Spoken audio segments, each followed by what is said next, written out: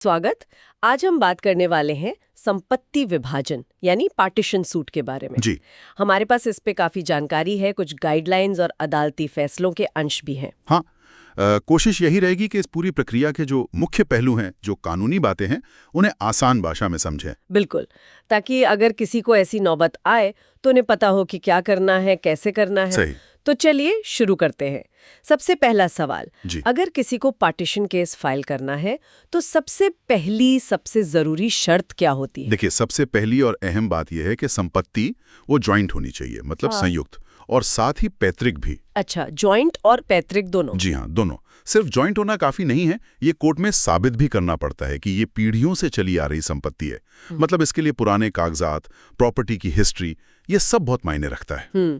तो ये साबित करना होगा। जी। और अपना हिस्सा कोर्ट को कैसे बताया जाता है कि किसका कितना हक बनता है? हाँ, ये जरूरी है।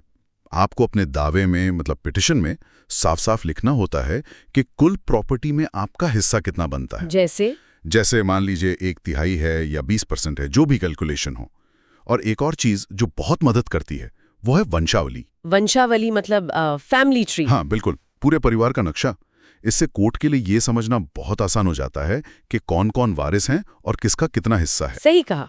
और हाँ, एक बात ध्यान रखने की है, आमतौर पर आप सिर्फ अपने हिस्से के बंटवारे की मांग कर सकते हैं, पूरी प्रॉपर्टी के बंटवारे की नहीं। अच्छा। हाँ, जब तक कि सारे हिस्सेदार राजी ना हो। ठीक है, ये वंशावली वाली बात अहम है। अब आते हैं दस्तावेजों पर। हाँ। कई बार क्या होता है कि प्रॉपर्टी के ओरिजिनल कागज किसी एक भाई या रिश्तेदार के पास होते हैं। हाँ, ये होता है। और वो देते नहीं है। हाँ। तो क्या ओरिजिनल पेपर्स के बिना केस नहीं हो सकता? नहीं नहीं, ऐसा नहीं है। ओरिजिनल दस्तावेज होना अनिवार्य नहीं है, खासकर अगर वो किसी ऐसे सदस्य के पास हैं जो सहयोग नहीं कर रहा। तो फिर? लेकिन हाँ, आपके पास कम से कम फोटोकॉपी या सर्टिफाइड कॉपी होनी चाहिए। और अगर वो भी ना मिले तो तहसील के रिकॉर्ड ऑफिस से नकल, मतलब कॉपी निकलवाई जा सकती है। अच्छा, वहां से मिल सकती है। जी। और आप अपने दावे में ये बता सकते हैं कि भाई ओरिजिनल कागज फलां व्यक्ति के पास हैं, और कोर्ट से दरख्वास्त कर सकते हैं कि उन्हें पेश करने का आदेश दिया जाए। ठीक है, मतलब रास्ता है। अच्छा, अब ये बताइए कि केस में पार्टी किस किस को बनाना पड़ता है? क्या सिर्फ जिनसे झगड़ा है या हर किसी को जिसका उस प्रॉपर्टी में हक है? ये बहुत बहुत जरूरी सवाल है।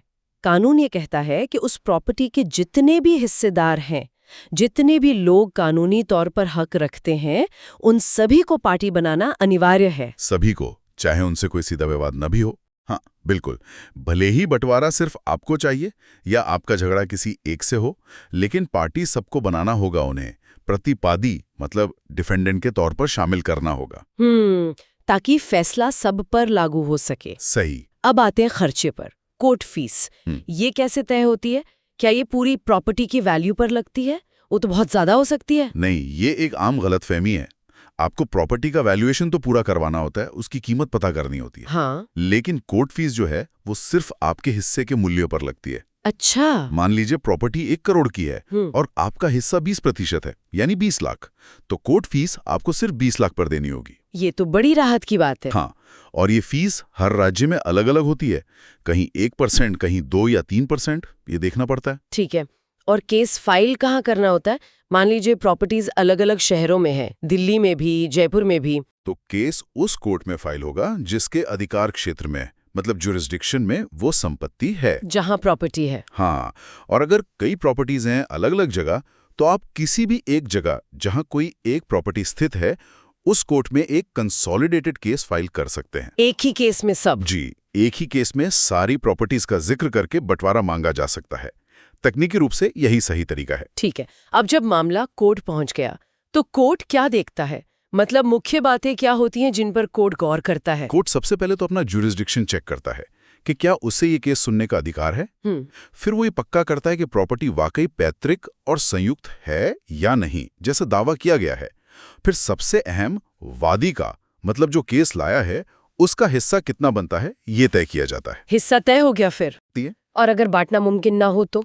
कोई छोटा फ्लैट है जैसे? हाँ। अगर भौतिक विभाजन संभव नहीं है तो फिर कोर्ट प्रॉपर्टी को बेचने का आदेश दे सकता है, और जो पैसा मिलेगा उसे हिस्सों के हिसाब से सब में बांट दिया जाएगा। ओके, आपने पहले डिग्री का जिक्र किया था, 2 तरह की होती हैं शायद, प्राथमिक और अंतिम। इनमें क्या फर्क है? हाँ, ये बहुत महत्वपूर्ण है।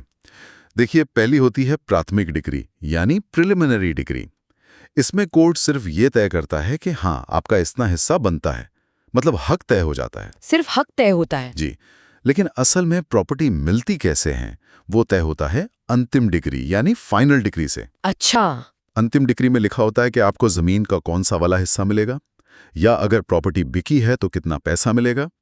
असल मालिकाना हक इसी से मिलता है। ऐसा मिलना जरूरी है, और इसके लिए कोर्ट चाहे तो कोर्ट कमिश्नर भी नियुक्त कर सकता है जो बंटवारे का काम देखे। ठीक है, तो अंतिम डिग्री से ही असल समाधान मिलता है। एक सवाल जो बहुत लोग पूछते हैं, क्या पार्टीशन केस फाइल करने की कोई टाइम लिमिट होती है, कोई समय सीमा? मान लीजिए किसी ने 20-30 साल तक अपना हक नहीं मांगा, तो क्या अब वो केस कर सकता है? हाँ, ये बड़ा अहम सवाल है। इस पर सुप्रीम कोर्ट का एक पुराना फैसला है, विद्या देवी वाला 1995 का। कोर्ट ने कहा था कि सहस्वामी मतलब को ओनर द्वारा पार्टीशन सूट फाइल करने की कोई तय समय सीमा, लिमिटेशन पीरियड नहीं होती। कोई समय सीमा नहीं? जी नहीं, क्योंकि अपने हिस्से पर दावा करने का अधिकार एक निरंतर अधिकार मतलब कंटिन्यूइंग राइट माना जाता है, वो खत्म नहीं होता। अच्छा, यानी कानूनी तौर पर देर से दावा किया जा सकता है, और बंटवारे के बाद मान लीजिए बंटवारा हो गया, सबको अपना अपना हिस्सा मिल गया, अब अगर कोई अपना हिस्सा बेचना चाहे तो क्या उसे दूसरों से पूछना पड़ेगा?